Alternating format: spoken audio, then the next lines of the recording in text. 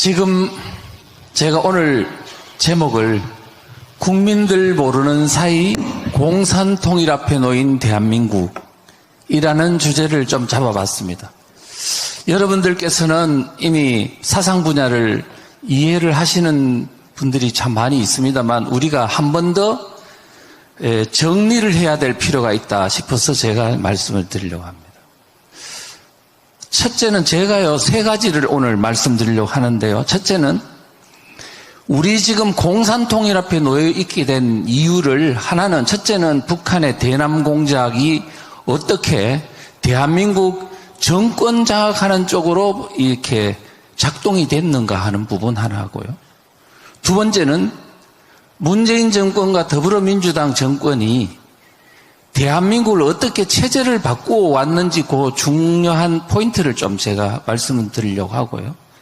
세 번째는 지금 이들이 체제를 바꾸고 하는 어떤 중요한 수단으로 지금 마을을 장악하는 방법을 사용하고 있다는 점 3가지를 말씀드리겠습니다. 자, 그래서요, 지금 우선 먼저는 북한이 대남 공작을 통해서 대한민국을 접수하려고 한 시도가 이게 어제 오늘 일이 절대로 아닙니다. 그래서 중요한 내용들을 제가 말씀을 좀 드리게 보겠습니다. 북한의 손안에 놀아나는 대한민국이라고 약간 야하게 붙여봤습니다. 지금 지금 이 내용은요, 2013년도 9월 2일 노컷뉴스에 나온 기사 내용입니다. 뭐라고 되어 있냐 하면 군자살의 약속, 그리고 이석기 사진을 걸어놓고 그 다음에 야권연대 실현될 뻔 이런 내용으로 되어 있습니다. 이게 무슨 내용인가 이게 굉장히 중요한 함축된 의미가 있습니다. 그래서 제가 이제 이것을 설명을 드릴 텐데요. 우선은 자, 군자살의 약속이 뭐지? 제가 보니까 2001년도 9월 달에 군자산의 약속이 일어났습니다. 충북 괴산에 가면 군자산이라는 산이 있고 거기에 보람원 수련원이라고 있는데 거기서 우리나라의 전국연합이라고 주사파의 전선체인 전국연합 대표자들이 한 700여 명이 모였습니다. 거기서 중요한 결의를 했지요. 그런데 사실은 거기서 뭐가 결의가 됐느냐 하면은 가칭 주제가요 3년의 계획 10년의 전망. 그게 무슨 의미냐 하면요 자기들끼리는 그렇습니다. 3년 내에 광범위한 대중조직화를 통해 민족민주정당 건설로 10년 내에 자주적 민주정부 및 연방제 통일조국을 건설하겠다. 그러니까 적화통일을 하겠다는 거죠. 10년 내에. 자, 그런데요, 이거를 좀 설명을 좀 해드리면 핵심은 이렇습니다. 주사파들이 정당을 창설하지는 않았어요. 그런데 이제 그 전해 2001년도에 만들어진 민노당 내로 이제는 주사파들이 본격 정당으로 진입하겠다. 그래서 이 민노당을 당권을 장악해서 3년 안에 당권 장악해서 그 정당을 발전시킨 후 10년 내에 정권을 차지하겠다. 10년 내에 정권을 차지하겠다는 그 뜻은 2012년 대선에서 정권을 쟁취하겠다는 뜻입니다. 제가 그 상황을 봤을 때 웃긴다. 아니, 민노당으로 들어가서 3년 내에 당권 장악하는 건 이해하지만 그 정당, 국회의원 한 명도 없는 이 신생정당을 가지고 10년 내에 국민들의 표를 통해서 정권 잡는 게 가능할까? 저는 그렇게 생각했습니다. 그런데 10년 뒤에 2012년 대선을 보면서 얼마나 제가 놀랐는지 모릅니다. 진짜 실현될 뻔했다는 이 기사의 말이 정확히 맞는 말이기 때문에 제가 그게 어떻게 돼서 그리 됐는지를 제가 설명을 해드리도록 하겠습니다. 여러분들이 간첩단 사건은 잘 아십니다. 2006년도 10월 달에 있었던 1심의 간첩 사건. 김승규 국정원장이 조사를 해가지고 이거를 이제 그나마 한 5명이라도 이렇게 구속시키는 바람에 국민들이 알아서 그렇지, 만약에 몰랐다면 아마 지금은 대한민국은 적화 상태에 들어갔을 거라고 봅니다. 그런데 그 1심의 사건, 그 다음에 2011년도 8월 달에 있었던 인천 중심으로 활동하던 간첩단이 적발된 왕재산 간첩단 사건, 그 다음에 작년 2011년도 7월 달에 적발되었던 충북 동지의 간첩 사건, 이 세 개의 중요한 간첩 사건의 공통점이 뭘까요? 뭐냐? 이석기입니다. 이석기가 주도하는 경기동부연합이 여기에 핵심이, 이 간첩 사건의 핵심 주제라는 겁니다. 도대체 이게 무슨 일인가 하면, 제가 간단하게 우선은 결론부터 말씀드리면요, 1심의 간첩 사건이라 하면 북한의 대남 공작기관이 남한 내에 정권을 장악하기 위해서 일단 민노당 내에 주사파 세력 중 가장 북한이 믿는 이석기가 주도하는 경기동부연합으로 하여금 당권을 장악하도록 공작하다가 들통난 사건이 1심의 사건입니다. 자, 그러면 민노당 내에 있는 당권을 장악하는 것은 이미 2003년, 그래서 딱 3년 뒤부터 그 다음 2006년도에 이르기까지 이미 완벽하게 이석기 경기동부연합이 당권을 장악했습니다. 자, 그리고 나서 그 다음에 세월이 흘러서 2011년도 8월 달에 있었던 왕재산 간첩단 사건은 여러 가지 공작이 있었겠지만 그 중에서 선거와 관련된 부분을 추출해서 보면 핵심은 뭐냐? 이석기로 하여금 문재인 정권과 이제 공동정부를 구성하는 겁니다. 당권 장악하는 걸 넘어 정권을 장악하는 것이 2011년도 8월 달에 들통난 왕재산 간첩단 사건이라고. 자, 그러면요, 작년에 적발된 충북 동지의 핵심은 또 뭐냐? 이것은 약간 좀 더 조사가 필요합니다만 제가 추정컨대는 이거는 이석기의 경기동부연합이 이미 민주당 내로 다 들어갔습니다. 곳곳에 다 퍼져 있습니다.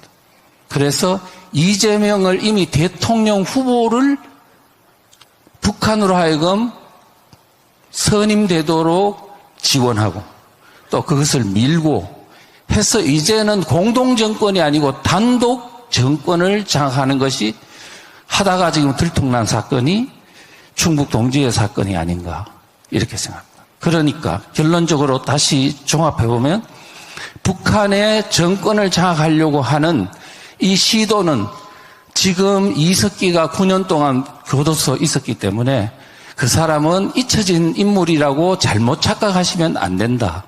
지금은 이제 용인 성남 지역에서만 영향력을 행사하는 게 아니고 이제는 대한민국 전역을 장악하고 있다는 사실을 절대로 간과해서는 안 된다는 말씀을 드리겠습니다.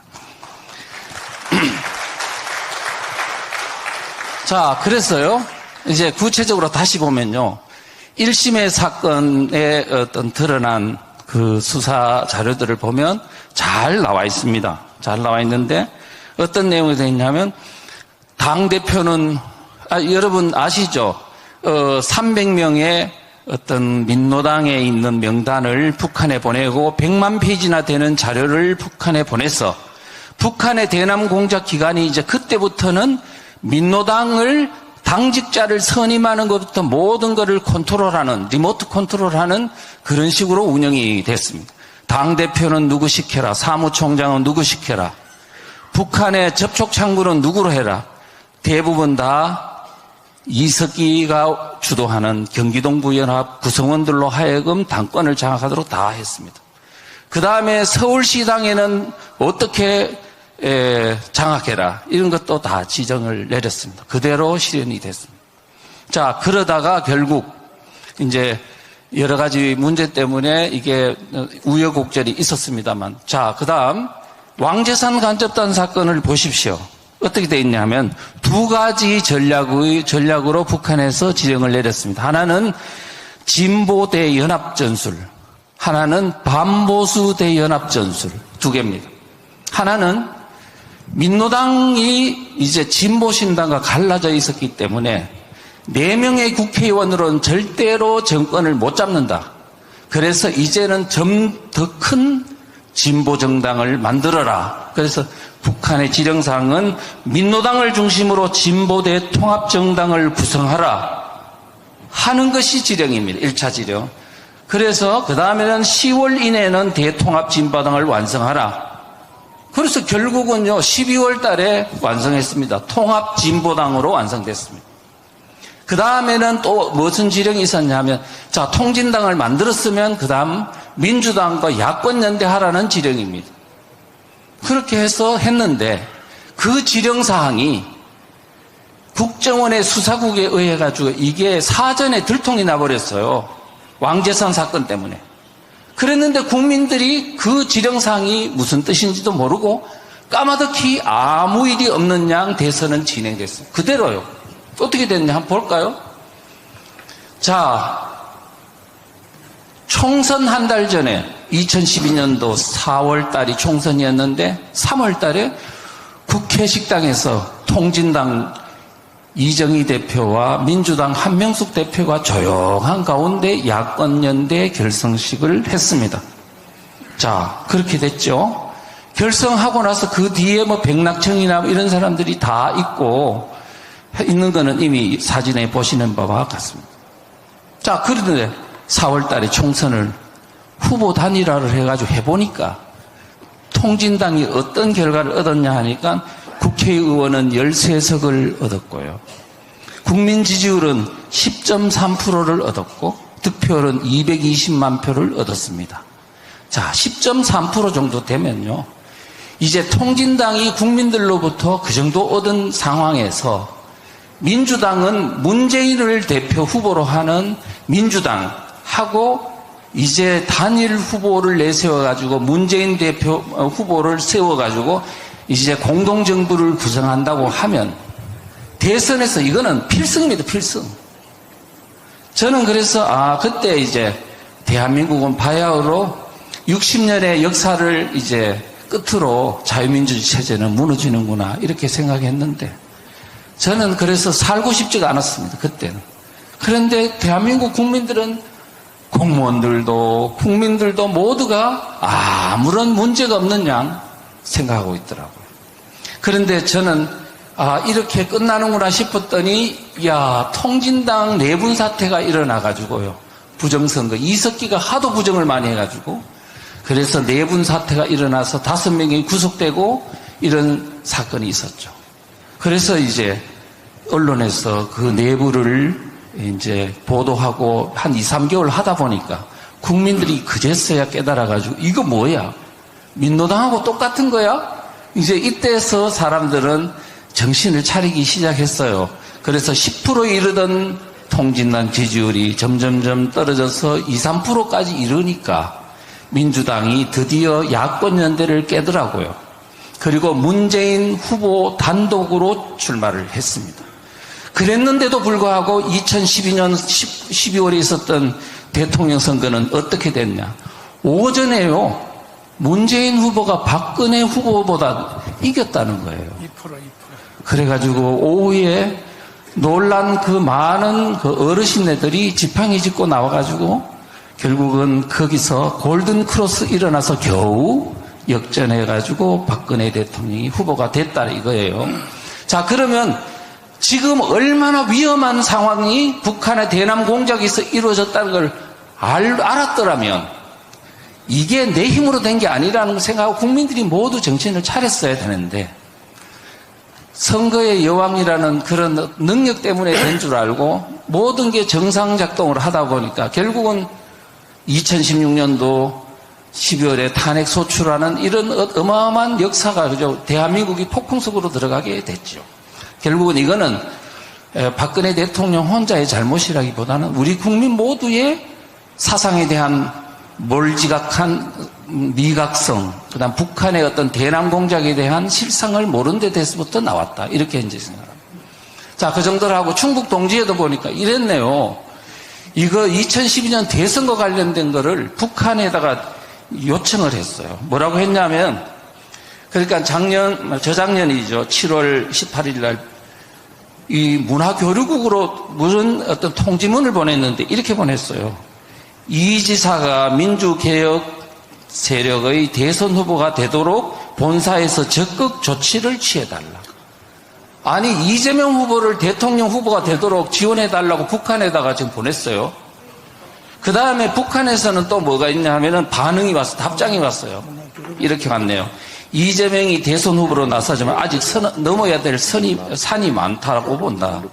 그가 당선되면 회사에서 바라는 통일 대통령이 될 수 있겠는가 하는 문제도 아직은 결론 내리기 어려울 것 같다라고 했어요. 그런데 나중에 후보가 된 걸 보면 분명히 뭔가 여기에는 이미 북한의 나름 어떤 결정이 있었다, 이렇게 생각이 됩니다. 자, 이런 걸 볼 때, 아, 이게 우리 지금 대한민국의 정치판이 북한의 대남 공작 손바닥 안에서 지금 놀고 있다는 사실을 우리 국민들이 다 각성해야 된다는 겁니다. 자, 그 다음 두 번째는 더불어민주당이 어떤 나라를 만들려고 했나 하는 문제를 우리가 꼭 살펴봐야 하는데요. 여기서 반드시 알아봐야 될 거는 그들 2018년도 3월 달에 더불어민주당이 헌법 개정 초안을 만들었는데 우리 일반 국민들은 거기에 대해서 관심이 없어요. 그런데 저는 유심하게 봅니다. 왜? 비록 그게 기독교 세력에 의해 가지고 저지는 됐지만 그들이 어떤 나라를 만들려고 했는가에 관해서 그 속에 답이 다 있기 때문입니다. 자, 내용을 한번 볼게요. 다 치우고요. 몇 개만 딱 보겠습니다. 자유민주적 지본질서라는 말 속에 자유자를 뺐다가 3시간 만에 반발이 있으니까 다시 넣기도 했습니다. 아, 자유를 빼려고 하는구나. 그 다음에 두 번째는 기본권 향유 주체를 지금까지는 모든 기본권의 향유 주체는 국민이라고 되어 있습니다. 이거를 국민을 사람으로 바꿨습니다. 사람으로 바꾸면 어떤 일이 벌어지냐. 이제 중국인도 이슬람인도 이제는 외국인도 다 기본권을 향유할 수 있게 되는 이상한 헌법이 되는 거죠. 왜 그럴까 계속 고민을 했는데 나중에서야 알게 됐습니다. 주민자치기본법을 딱 보니까 이제 대한민국의 읍면동 하부 마을 속으로 외국인과 조선족 같은 대거 중국인들이 공산주의, 사회주의 사상을 가진 사람들을 읍면동 마을로 다 퍼뜨리려고 하는 시도들이 이제 그거를 보는 순간, 아, 헌법 안에 왜 국민을 사람으로 넣으려고 했는지를 알게 됐습니다. 결국 대한민국의 하부 구조를 바꾸려고 하는 아주 음흉한 시도가 헌법 초안 안에 다 있었다는 겁니다. 자, 그 다음에 또 하나는요, 근로자를 노동자로 바꿨습니다. 근로자는 자유민주주의 체제, 시장경제 체제의 용어를 하면 노동자는 뭐냐면 그겁니다. 바로 마르크스적 용어죠. 그 다음에 양심의 자유를 사상의 자유로 바꿨더라고요. 사상의 자유로 바꾸면 뭐 어떻게 되냐? 결국은 국가보안법은 없어지고 공산주의, 사회주의, 주체사상을 마음껏 조직하고 활동하고 선전하는 자유가 헌법상 권리로 보장이 되는 거죠. 그러면 대한민국은 끝나는 거죠, 사상적으로. 이와 같이 자유민주주의 체제를 해체하려고 하는 시도들이 그들의 헌법 초안 안에 다 있었는데 우리 국민들은 까마득히 모르고 관심이 없었다는 겁니다. 자, 그러면 이재명 문제를 한번 볼게요. 왜 봐야 되느냐. 문재인 정권은 가고 이제 이재명 시대가 열리고 하기 때문에 이 사람에 대한 것도 봐야 한다. 만약 지난번엔 이재명 대통령이 당선되었으면 어떤 일이 벌어지냐. 저는 봤습니다. 자유민주주의 대한민국은 소멸의 길로 끝날 거라고 봤는데요. 사실은 왜 그러냐 하면 이유가 있습니다. 이미 민주당 내에 통진당 세력이 너무 많이 들어가 있다는 건 이미 언론상으로도 여러 가지 민주당 당 게시판에도 나와 있습니다. 어떻게 나와 있냐. 지금 내용을 보시면요. 이번 경선 결과에 따라 민주당을 지킬 수 있을지 아니면 저 미친 통진당 세력에게 통째로 빼앗길지 결정될 것으로 보이는 부랴. 이미 당 내부 사람들은 알고 있다는 거예요. 그런데 지금 이제 통진당 세력과 이재명과의 관계 문제인데요. 이미 그 당원 게시판에 보니까 그 관계가 어제 오늘 일이 아니고 언제로부터 올라가느냐 하니까 90년도 초반에 한 총련 만들어질 때 용인 성남 지역의 용성 총련 때 이재명이가 그 용성 총련의 변호사를 했다는 거예요. 자, 그리고 2010년도 여러분 아시다시피 이미 민노당에 있는 김미희가 사퇴를 하고 이재명과 야권 연대를 했거든요. 그래서 이재명 시장이 출범할 때 인수위원장으로 가고 그 밑에 경기동부연합이 쫙 깔려가지고 이미 성남시장은 그들과 한 몸이 되었다는 평가들이 이미 곳곳에서 다 나오고 있는 상황 아닙니까? 자, 이런 것을 볼 때 이게 보통 심각한 문제가 아니다는 걸 알고 그 다음에 이재명이 꿈꾸는 나라는 어떠냐 그 본인의 사상관도 한번 볼 필요가 있다는 거예요. 제가 박근혜 탄핵 그 즈음에 2017년도 1월 20일 날 발간된 이재명의 저서 대한민국 혁명하라는 책을 제가 입수를 해서 분석을 해봤습니다. 한 대여섯 번은 본 것 같아요. 과연 그의 머릿속에는 어떤 나라를 만들려고 하는 건가 그랬더니 그 속에 다 돼 있는 게 이렇습니다. 결국은 너무 많이 나오는 공통어구는 70년의 적폐를 청산해야 한다. 그 다음에 70년간의 쌓인 적폐를 청산하고 새로운 70년을 준비할 때다. 또 70년 만에 대청산과 대전환을 완료하고 새로운 대한민국 진정한 민주공화국을 완성하자. 그 다음에 본인이 통일 대통령이 되겠다는 의지를 분명히 밝혔습니다. 그래서 볼 때는 이제 그가 대통령이 됐을 때 대한민국이 그냥 멸절하는 게 사상적으로 뭐 사회주의 체제로 간다는 정도가 아니고 아마도 북한의 연방적 통일로 가서 결국은 김정은 체제 안으로 들어가는 그런 결말로 아주 나쁜 결말로 이를 가능성이 있다는 점을 우리가 우려하지 않을 수가 없습니다. 자, 마지막으로 마을로 간 체제 정쟁입니다. 지금 그들이 헌법에 보니까요, 그것도 더불어민주당 1조 3항에 뭘 넣는지 아세요? 이렇게 넣습니다. 대한민국은 지방분권 국가를 지향한다고. 저는 그 말이 무슨 말인지 모르겠더라고요. 1조에다가. 나중에 보니까 지방자치기본법을 만드는 걸 보고서 이 사람들이 지방분권을 가지고 대한민국 체제를 와해하고 새로운 그들의 나라를 체제를 만들려고 하는구나 하는 것을 알 수 있게 됐는데요. 가장 여러 가지 있지만 주민자치기본법의 가장 독소조항은 가짜 주민들을 마을로 대거 들어오게 하는 겁니다.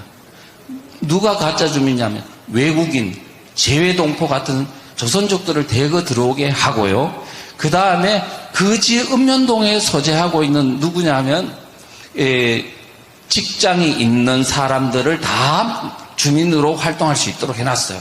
자, 그렇게 되면 어떻게 되냐면 민노총이 기업체에 민노총이 다 돼 있으니까 민노총의 읍면동 조직이 이제 전국적으로 다 만들어진다는 겁니다. 자, 맞지 않습니까? 정교조 조직도 만들어지고요. 자, 그래 되면 민노총에 대해서 알아봐야 되겠죠. 민노총은 지금 뭐냐면 위원장이 양경수인데 이 사람이 누구냐 하면요. 바로 이석기가 주도하고 있는 경기동부연합 소속이고 그 다음에 이석기 후배입니다. 용인 외대 용인 캠퍼스 출신이고요. 그 다음에 이석기 석방 경기공동행동 대표를 했습니다. 그래서 이 사람이 지금요 민노총을 장악하고 있는데 120만 명의 강력한 민노총 조직을 컨트롤하고 있어서 이제 읍면동에 있는 모든 조직을 민노총이 장악한다는 뜻은 이석기가 대한민국의 하부 구조를 장악한다는 뜻이 될 수도 있습니다. 자, 이와 같은 어떤 상황에서 거기다가 그런 상황이 이루어지고요. 그러면 자, 주민자치에만 문제냐고요. 주민자치에는 결국 목적은 이 사람들이 주민에 대한 그 사람들을 가짜 주민들과 함께 읍면동을 완전히 그들의 공화국으로 만들고, 예, 그 다음에 돈까지 장악해서 그것을 주민들한테 많이 퍼줘가지고 주민들의 마음을 사로잡고 이제는 유권자로서 모든 어떤 그 표심을 자기들이 장악해서 이제들이 영구 집권을 하겠다는 의도가 그들 속에 다 있습니다. 그건 베네수엘라 모델을 이미 가져올 때부터 다 그렇게 되어 있는 겁니다. 자, 그래서 그러면 주민자치만 문제냐 하니까 아닙니다. 주민자치에도 마을 좌파 활동가들이 장악하고 옆에 있는 뭐가 있냐면 마을 교육 공동체 권한도 장악합니다. 읍면동별로 모든 교육기관을 자기들이 장악하겠대요. 그 다음에 경제 공동체도 장악하겠답니다. 협동조합, 사회적 기업도 완전히 그들의 경제 생태계를, 먹거리를 장악하고 그걸 통해서 주민들을 자기들의 수중 아래에 넣겠다는 겁니다. 그 다음에 자치경찰제를 통해서 이제 작년 7월부터 자치경찰제가 이미 시행되고 있는데 그들 손아귀에 자치경찰에 4만 몇천 명이 그들의 영향권 아래 들어가 있습니다.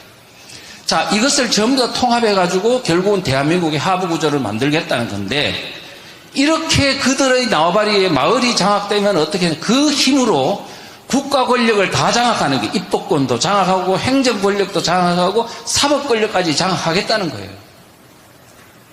이런 식으로 되기 때문에 우리가 지금 이와 같은 그들의 어떤 체제를 변혁하려는 시도를 우리가 명확하게 알아야 되고요. 자, 그러면 우리가 지금 볼 때 아까 앞에 정광훈 목사님이나 다 말씀을 하셨지만 결국 대한민국의 지금 북한과 북한의 대남 공작, 중국의 공작, 좌파 정권과 정당들의 어떤 체제를 바꾸려는 시도, 민노총 정교조와 이와 같은 것들이 강력하게 있는데 우리 지금 대한민국의 자유민주 체제를 지켜려는 사람들은 몰라요. 대중들이라. 나는 몰라. 나는 내 세상 살게 바빠. 이렇게 하다 보니까 결국은 체제 수호를 위해서 줄 당기는 선수가 없다는 거죠.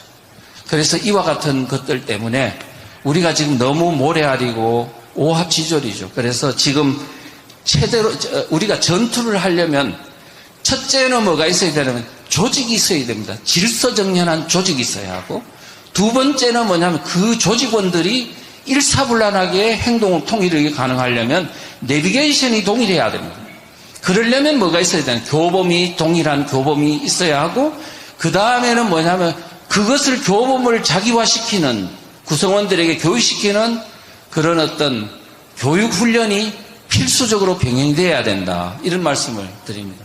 그래서 지금 특히 3,491개 읍면동에 좌파 조직이 점점 만들어지고 마을을 장악하려는 그러한 시도에 대응하기 위해서 정광훈 목사님이 지금 만드시는 1000만 조직이 결국은 장차는 이제 목사님께서 말씀하시기를 지금 읍면동 조직을 다 만들어가지고 그들과 대응 태세를 갖추고 정말 일사불란한 전투 태세를 갖추도록 하시겠다고 말씀하셨기 때문에 우리가 지금 이 운동이 단순한 서명으로 끝나는 게 아니고 대한민국을 체제를 수호하는 그런 동력으로 활용이 돼야 지금 이 어려운 대한민국을 살릴 수 있다 이렇게 생각합니다. 감사합니다.